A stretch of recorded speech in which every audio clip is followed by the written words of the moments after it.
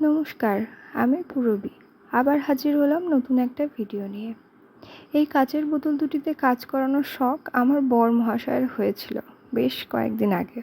তাই যেই না বলা অমনি কাজ শুরু। তোমরা দেখতেই পাচ্ছ আমি কাজটি করতে অ্যাক্রিলিক কালার ইউজ করেছি। প্রথমে সাদা রং দিয়ে স্পঞ্জের মাধ্যমে পুরো বোতলটিকে কভার করে নিয়েছিলাম। তারপর তার উপরে বেঙ্গলি ফক আর্টের ডিজাইনের একটি নারী চিত্র এঁকে ফেললাম এবং তার সাথে এক এক করে পদ্ম ফুল, কুঁড়ি, পাতা সবই এঁকে ফেললাম। আমার কাজটি তোমাদের কেমন লাগছে সেটি অবশ্যই কমেন্ট করে জানিও এবং শেয়ার এবং লাইক অবশ্যই করে দিও।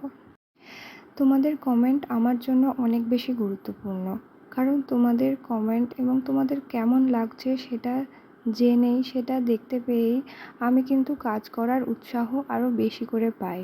তাই অবশ্যই জানিও তোমরা তোমাদের কেমন লাগে। এইভাবেই একটু একটু করে নারী চিত্রটিতে রং ভরে ফেললাম।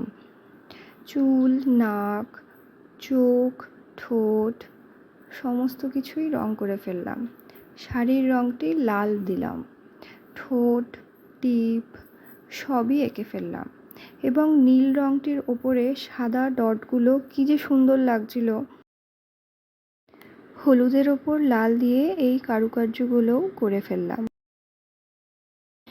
আস্তে আস্তে ছোট ডটস, বর্ডার সব কিছুরই কাজ সেরে ফেললাম।